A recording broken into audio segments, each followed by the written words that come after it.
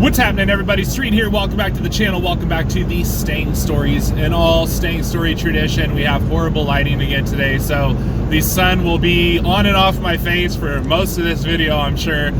But I wanted to go over a little feature that comes with the high flow filter. Not only do you get better throttle response out of these high flow filters, but you get improved gas mileage as well.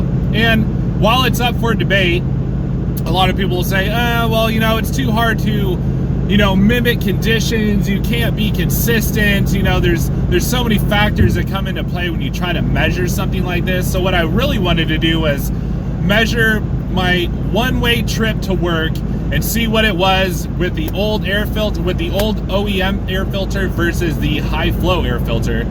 And I realized that it's really hard to replicate all conditions to get a really close figure, because you got to think of, there's temperature differences, there's time of day differences, there is, you know, variance of speed, there is inconsistency in traffic and congestion on the roadways, whether or not you make lights or not.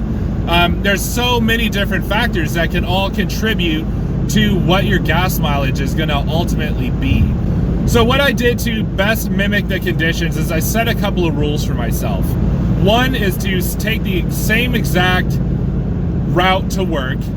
Two was I'm only allowed to use my cruise control and use my cruise control at 5 miles an hour over the speed limit. There are a couple different speed changes throughout my commute. And not draft as much as possible to, you know, get out of the way of traffic, and just to kind of, you know, keep it in the slow lane and just try to be as consistent as possible. Now, that being said, it's so hard to replicate those conditions.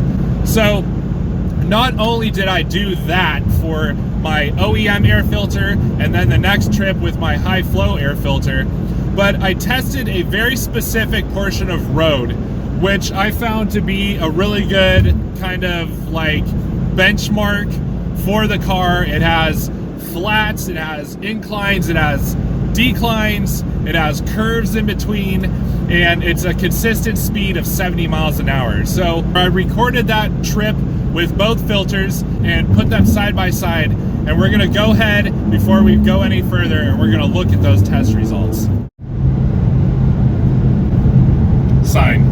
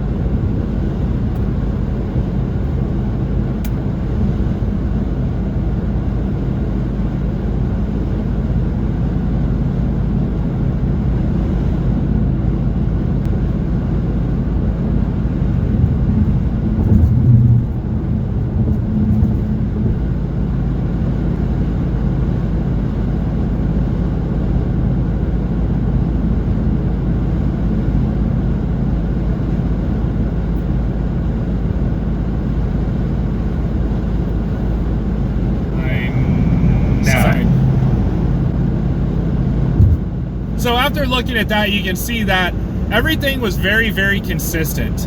And that being said, the car actually with the high flow filter pulled, I think it was an extra 1.7 miles per gallon overall after the end of that segment of road.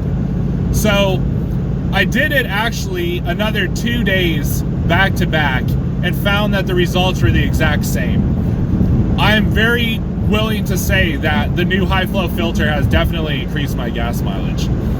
Now, you guys know I didn't buy my Mustang to baby gas mileage out of it, but if there's an option for me to spend, you know, $45 on a high flow filter that's going to not only pay for itself after about 40,000 miles when I would normally change 2 paper filters to begin with, when I could just wash this one and stick it back in, but I'm saving, you know, a couple of miles per gallon of gas. I mean, if you add that up along my commute, I'm probably saving a good gallon. And you multiply that by each day that I drive to my work and back, you know, I mean, that savings starts to add up. So it's like, you know, I'm not driving at 70 miles an hour consistently on the freeway anyway.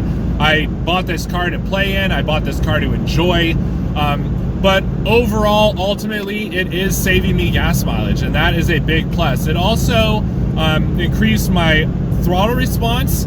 I feel like the car is breathing a lot easier now. It also gave it a slightly better tone, if you ask me. I'd say that you can kind of hear a little difference. I mean, maybe it's a placebo effect, but does definitely sound a little more growly.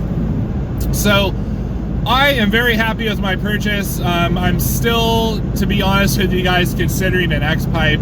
It looks like this AB 1824 law in California is turning out to be a little more lenient than a lot of us thought.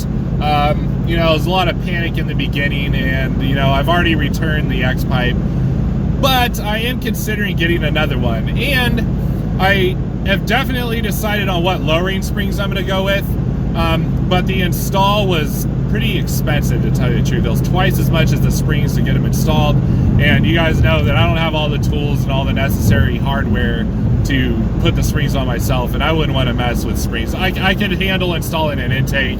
I could handle installing, you know, a lot of cosmetic things myself, but when you're talking about something that is really, you know, protecting me as an individual in my car, like my suspension, I need it to work right, and I need it to be installed by a professional. So I'm gonna wait on that just a little bit because my wife's lease is up on the F-150 and we're getting ready to buy a new truck. So I'm kind of saving some of that cash for a down payment, but we are gonna tint the windows, I believe, soon. So be on the lookout for that. And we got some other cosmetic stuff that we're gonna start working on, but we're gonna do it slowly. The channel is, you know, the Mustang's building up slowly, and I hope you guys stick around to see that. So I hope that this little comparison video was helpful for you. You're not gonna notice big dyno, you know, big butt dyno numbers from a high flow air filter, but I definitely got some increased benefits out of it for sure, and it makes it worth every penny in my book. And I got some more story time with Street coming up shortly, I hope. I got a couple of good stories already lined up, and eager to share them with you guys. So thank you so much for watching. Don't forget to like, subscribe, and comment below, and we'll see you guys on the next one.